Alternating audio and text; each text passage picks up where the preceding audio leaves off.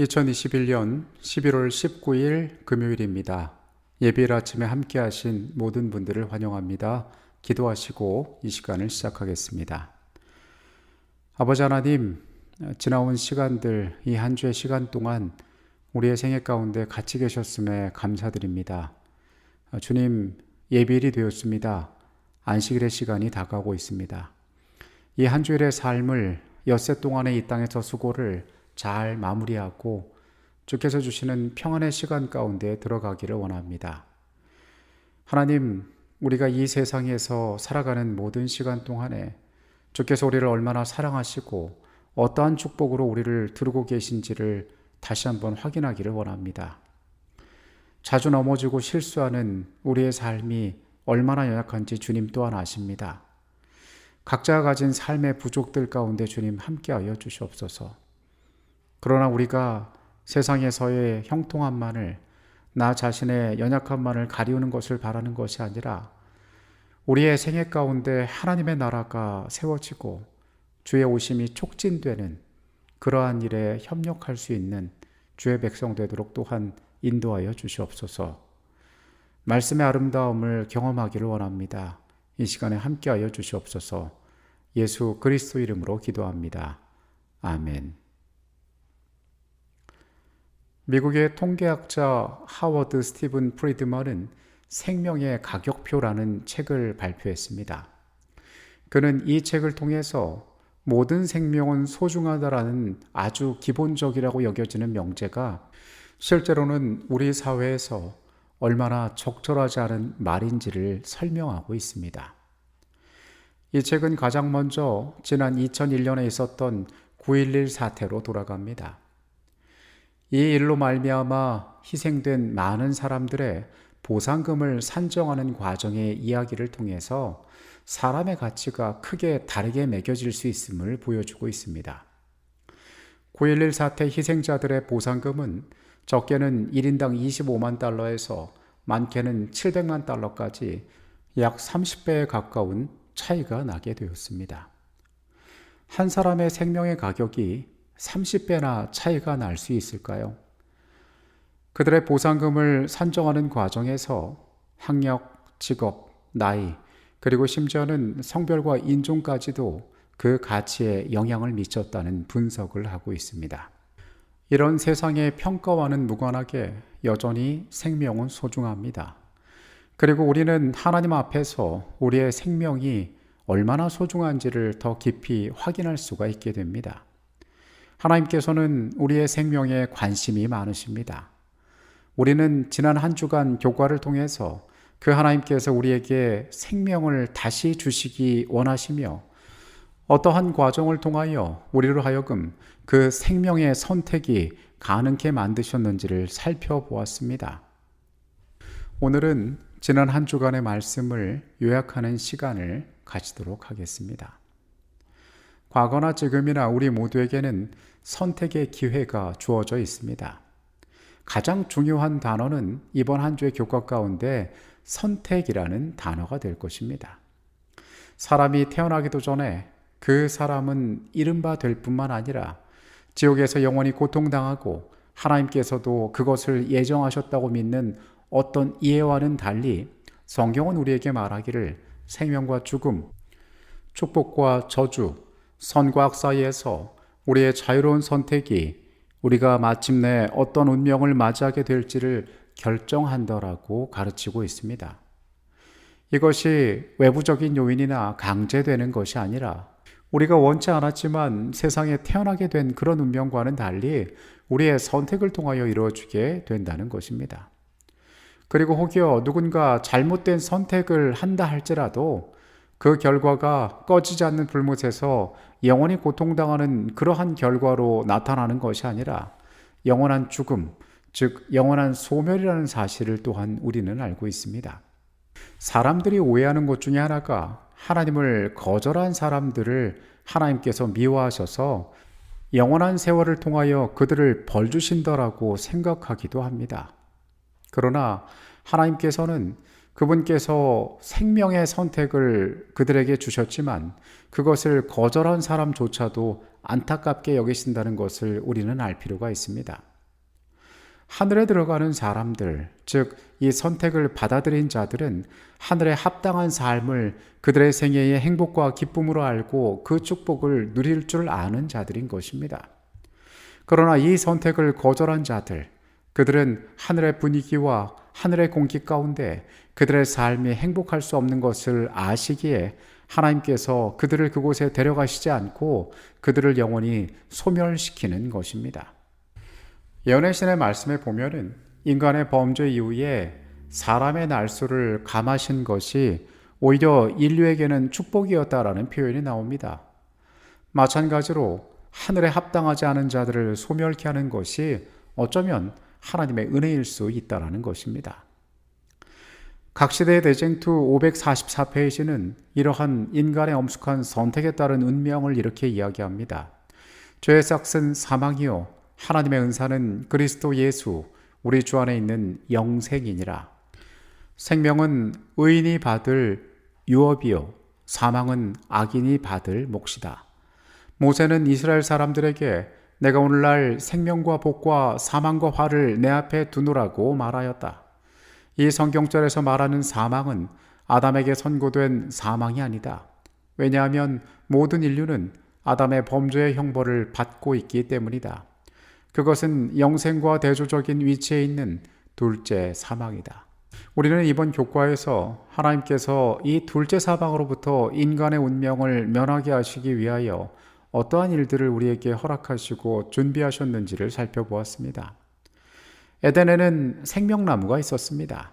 그것을 먹는 자는 영생할 수 있는, 그래서 처음 우리의 조상들은 하나님과 교통하며 그 생명나무의 열매를 먹으며 그곳에서 영원한 시간을 누리고 살아갔습니다. 인간이 범죄한 이후에 그 특권을 상실하게 되었습니다. 그래서 우리가 회복된다라는 것은, 우리가 다시 구원받는다라는 것은 이 생명나무 곁으로 돌아가 하나님과 교통하며 그 나무의 과실을 다시 먹을 수 있는 날이 오는 것이라고 성경은 이야기합니다. 이 선택을 우리에게 주신 하나님께서는 이것을 단호하게 결정할 것을 사람에게 요구하십니다. 우리가 요구받는 선택에는 중립지대가 없습니다. 이 선택은 시한이 있습니다. 미루거나 절충할 수가 없습니다. 다른 제3의 옵션이 거기에 주어지지 않습니다.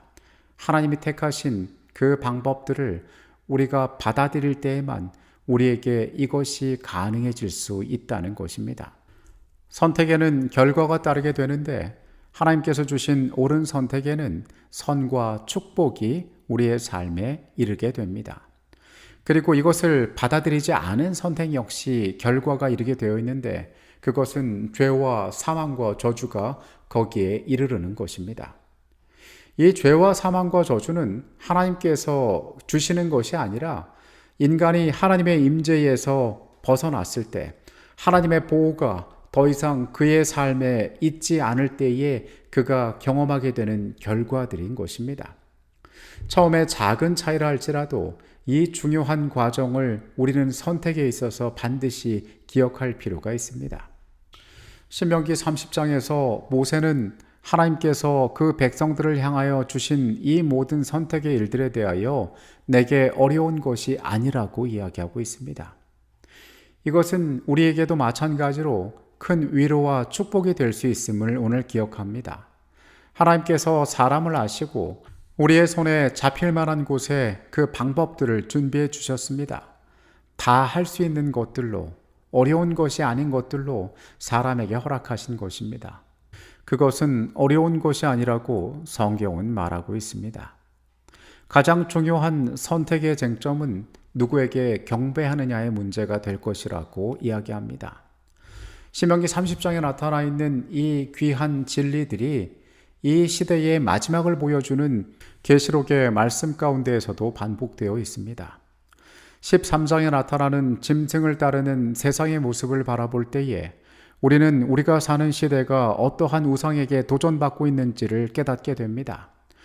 그리고 14장의 말씀 가운데에서 우리는 구별된 남은 무리의 모습을 볼 수 있는데 그들이 세상에 어떠한 것들을 전파하며 누구를 경배하는 자인지를 확인할 수가 있습니다. 참된 여호와 하나님만을 경배해야 한다고 모세는 신명기를 통하여 반복하고 또 반복하였습니다. 그리고 그 일들에 실패할 경우 너희가 당하게 될 위험과 너희가 경험하게 될 심판이 어떠한 것인지 또한 이야기했습니다. 이 일들을 통하여서 현대를 살아가는 우리 역시 하나님에게서 떠난 삶이 어떠한 위험과 또 위협 가운데 놓이게 될지를 생각해 보아야 할 것입니다. 로마서 10장 1절부터 10절까지의 말씀입니다. 형제들아, 내 마음에 원하는 바와 하나님께 구하는 바는 이스라엘을 위함이니 곧 그들로 구원을 받게 함이라. 내가 증언하노니 그들이 하나님께 열심히 있으나 올바른 지식을 따른 것이 아니니라. 하나님의 의를 모르고 자기의 의를 세우려고 힘써 하나님의 의에 복종하지 아니하였느니라. 그리스도는 모든 믿는 자에게 의를 이루기 위하여 율법의 마침이 되시니라. 모세가 기록하되 율법으로 말미암는 의를 행하는 사람은 그 의로 살리라 하였거니와 믿음으로 말미암는 의는 이같이 말하되 내 마음에 누가 하늘에 올라가겠느냐 하지 말라 하니 올라가겠느냐 함은 그리스도를 모셔 내리려는 것이요 혹은 누가 무저갱에 내려가겠느냐 하지 말라 하니 내려가겠느냐 함은 그리스도를 죽은 자 가운데서 모셔 올리려는 것이라. 그러면 무엇을 말하느냐? 말씀이 내게 가까워 내 입에 있으며 내 마음에 있다 하였으니 곧 우리가 전파하는 믿음의 말씀이랴. 내가 만일 내 입으로 예수를 주로 시인하며 또 하나님께서 그를 죽은 자 가운데서 살리신 것을 내 마음에 믿으면 구원을 받으리라.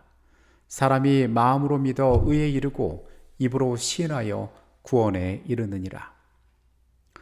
바울은 로마서의 말씀 가운데에서 그들이 생명을 붙잡는 방법이 어디에 있는지를 분명하고 힘있게 선포하고 있습니다. 믿음으로 말미암는 의는 이같이 말한다라고 이야기합니다. 하나님의 아들 예수 그리스도를 우리의 주로 시인하며 하나님께서 그를 죽은 자 가운데서 살리신 것을 마음에 믿으면 구원을 얻을 것이라고 이야기하고 있습니다. 사람이 그 마음으로 믿어 의에 이르고 입술로 시인하여 구원에 이른다라고 말하고 있습니다. 우리는 생명을 붙잡는 사람들이 되어야 합니다.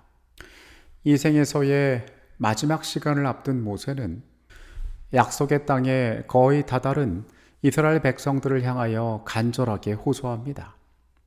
했던 말을 또 하고 반복하고 여러 번 다시 한번 확인하는 것은 그것이 그만큼 그들에게 중요한 일이 된다는 것을 이야기합니다. 그럼에도 불구하고 이스라엘 백성들은 그들의 역사 가운데 이 교훈을 망각하고 실패하는 역사들을 보여주었습니다. 생명을 선택하는 일이 죄의 세상에 살아가는 인간들에게 쉽지 않음을 잘 보여주는 것입니다. 오늘 하나님께서 마찬가지로 우리의 생애를 향하여 생명을 선물하기를 원하십니다.